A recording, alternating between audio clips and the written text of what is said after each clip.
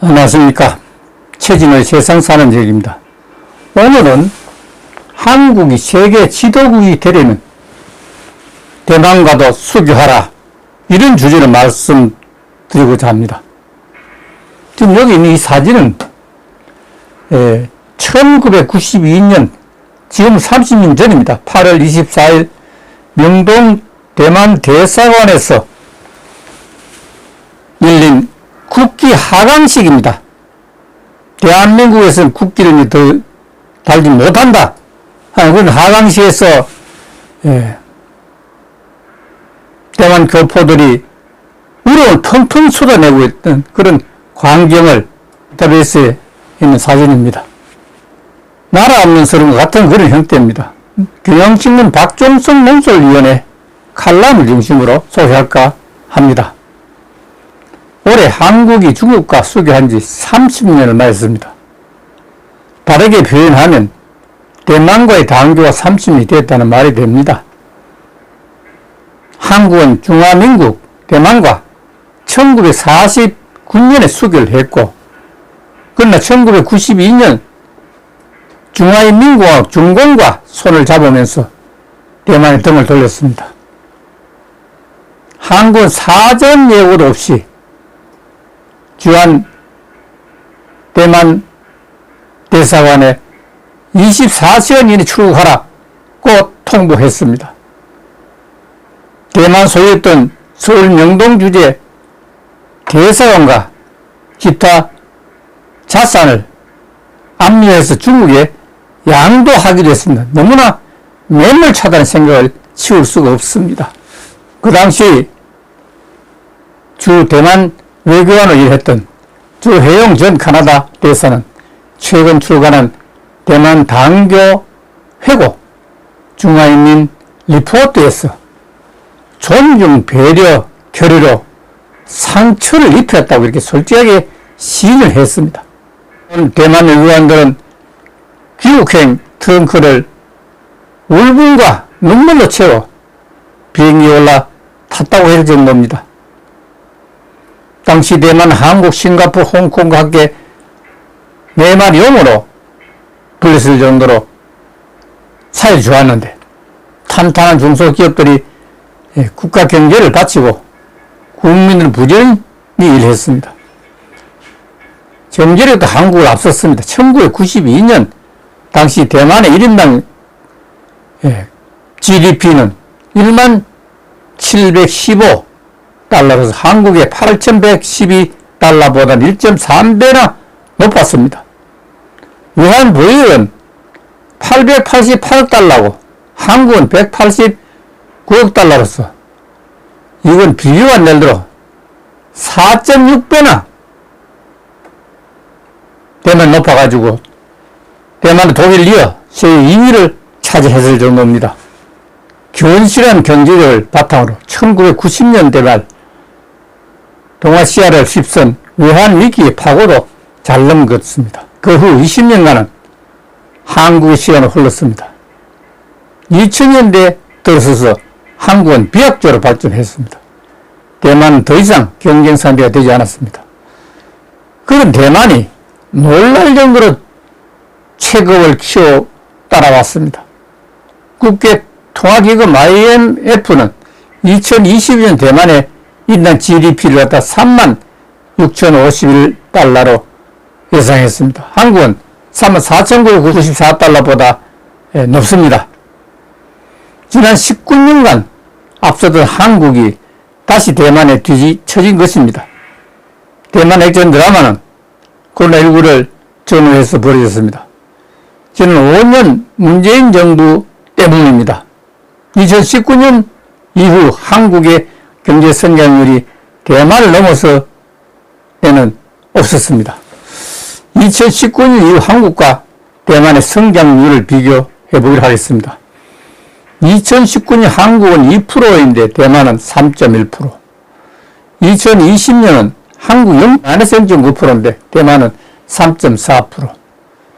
2021년에 한국이 4%인데 대만은 6.3%, 2022년은 한국이 2.5%인데 대만은 3.2%. 이렇게 모두가 앞섰습니다. 전부 문 대통령 때입니다. 한국이 경제 규모가 크기 때문에 성장률이 낮을 수밖에 없다고 하지만 그건 변명입니다. 미국이 한국보다 높은 성장률을 보이는 건 어떻게 설명할 작전입니까? 많은 한국인은 삼성전자를 국가 대표 기업으로 여기고 있습니다. 삼성전자 보유국이라는 말도 할 정도입니다. 대만은 TSMC 보유국입니다. 중소기업, 강국의 세계적인 대기업까지 가진 나라가 되었습니다. TSMC가 그리 대단하냐고요? TSMC는 시가총액 영업이익에서 모두 삼성 앞섭니다. 지난달 말 기준 시가총액은 TSMC가 595조 4,500억 원인데 삼성전자는 386조 8,400이니까 자그마치 한 배 반을 TSMN 대만이 앞선다는 사실입니다. 정말 우리는 모르고 삼성이 최고다고 생각했는데 그게 아닌 것 같습니다. 정말 놀랄 일입니다. 최근 3년 품질력이 논란을 빚고 있습니다. K방역도 문제입니다. 한국 코로나19 확진자는 1,700만 명으로 3분의 1 수준입니다. 그 지금까지 23,000명이 사망했습니다.